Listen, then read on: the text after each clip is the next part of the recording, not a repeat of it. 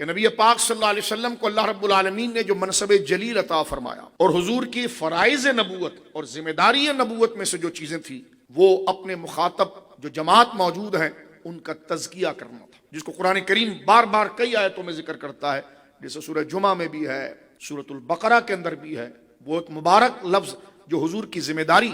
اور جناب رسول مکرم صلی اللہ علیہ وسلم کے منصب کو بیان کرتا ہے کہ حضور کو رسول کیوں بنا کر بھیجا گیا ہے۔ جو قدرت آپ سے کام لینا چاہتی تھی ان میں ایک کام ہے وَيُزَكِّيهِمْ، وہ ان کے باطن، ان کے ذہن اور ان کے دلوں میں آنے والے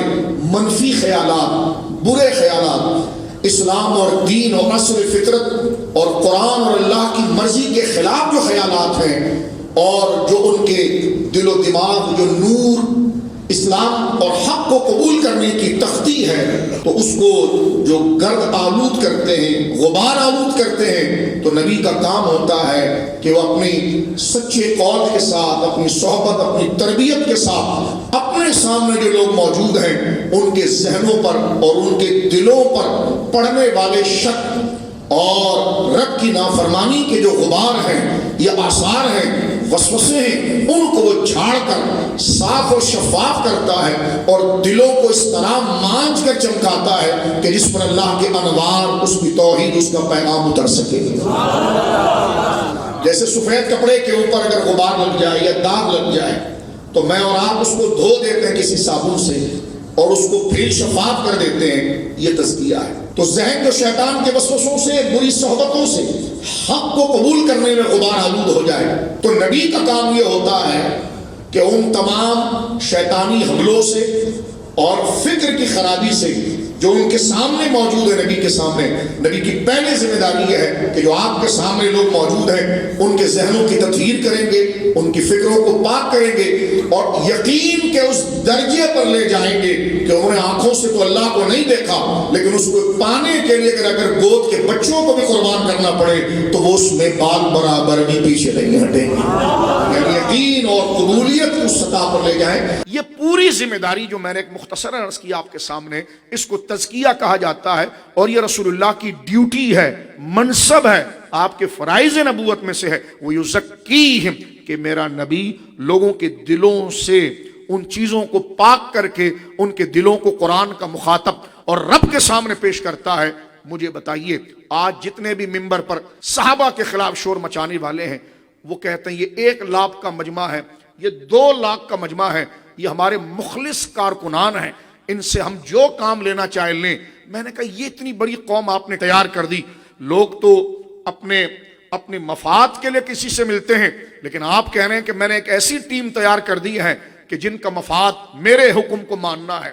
جن کا شوق میری بات کو قبول کرنا ہے۔ اب ان کے لیے لالچ ہو، ہرس ہو، ڈر ہو، خوف نکل گیا۔ میں نے ان کے ذہنوں میں نظریہ ایسا ڈال دیا اپنی تقریر و صحبت کے ذریعے کہ ہمارا جو نظریہ ہے اس کے مقابلے میں اگر کوئی لالچ دے تو یہ نظر اٹھا کر ادھر نہیں دیکھیں گے، کوئی اگر ان کو قتل کرنے کے لیے یا ان کو نقصان پہنچانے میں خوف دلائیں تو ان کے دل گھبرائیں گے نہیں، کیونکہ میری تقریر، میری تحریر، میری صحبت، میری جماعت نے ان کو ایسا مخلص بنا دیا ہے۔ میں نے کہا واہ، آپ آئے 1400 سال بعد، لیکن آپ کی صحبت، آپ کی تقریر، آپ کی تحریر نے آپ کے ماننے والوں کو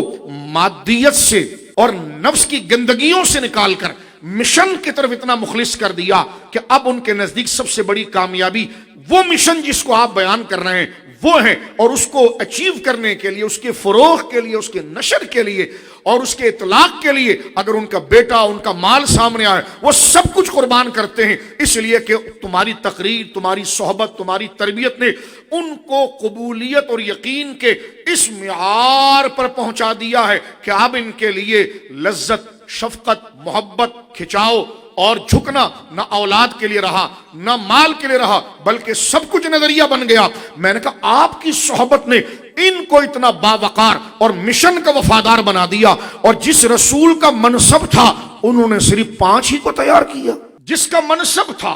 کہ وہ لوگوں کے ذہنوں کو شک، نفاق، کفر سے ستھرا کر کے، پاک کر کے رب کی طرف لے آئے گا۔ اور وہ نبی جب دنیا سے گیا تو 3 بچے اور سارے بھاگ گئے،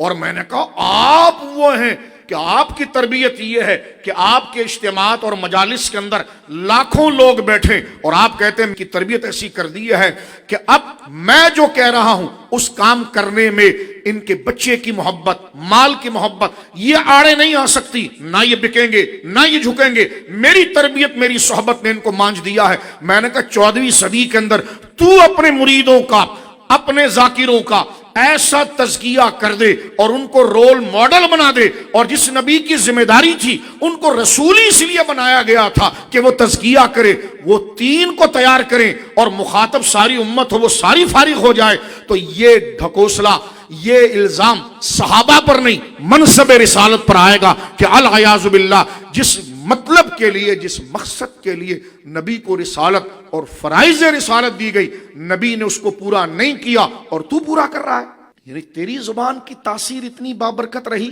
کہ تیرے لوگ گردن بھی کٹا دیں لیکن تیرے کہنے کے خلاف نہ ہو، اور نبی کی زبان العیاذ باللہ تاثیر سے روک دی گئی کہ جو نبی کے سامنے بیٹھیں تو نیک اور پیچھے جائیں مخالف ہو جائیں۔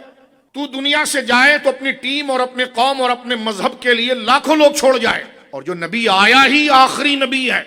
جو ایسی امت کھڑا کرے جو قیامت تک رہے گی، وہ دنیا سے جائے تو سارے بھاگ جائیں اور صرف 3 رہ جائیں۔ تو یہ گھٹیے خیال کو انسان اور مومن جس سے انصاف قریب سے گزرا ہو، عقل گزری ہو، جس کو کچھ سوجھ بوجھ اور سوچنے کی صلاحیت ہے، وہ اس کو ایک ناپاک اور گندا تصور کر کے تھوک سکتا ہے لیکن اس بات کو لے نہیں سکتا۔